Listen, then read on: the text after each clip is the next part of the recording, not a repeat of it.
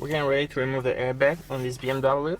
And to remove the airbag, you will need a rod that has a flat end.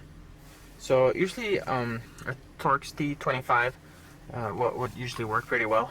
You can also use a flat screwdriver, but it's a little bit more challenging.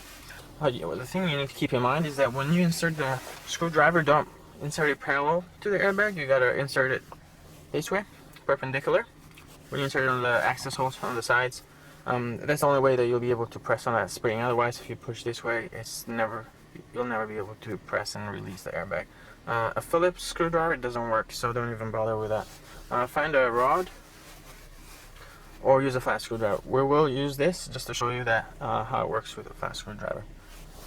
So these BMWs have access holes either on the sides here, left and right, or they also might have an access hole on the bottom, and this one does have it on the bottom here. So we'll turn the airbag the steering wheel upside down, rotate it 180, and then we'll disconnect the battery.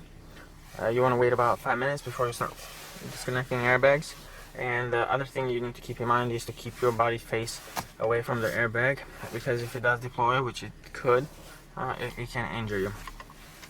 So let's go ahead and remove the airbag.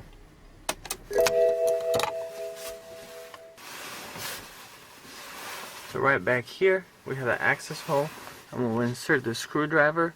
And remember, don't insert it parallel to the steering wheel, you have to be perpendicular. So we'll insert it this way.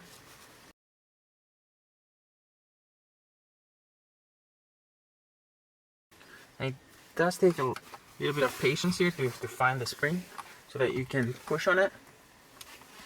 Once you do find it, you kind of have to push a little bit hard. So it got released on one side over here, but it's locked in about 1, 2, 3, 4 places. So you're gonna have to push this some more. But you know you're pressing on the spring, so that's good.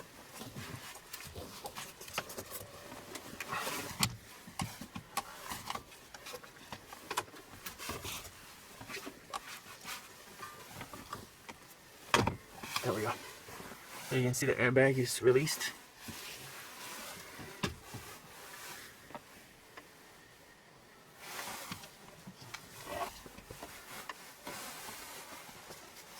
Now we all need to disconnect the wire harness.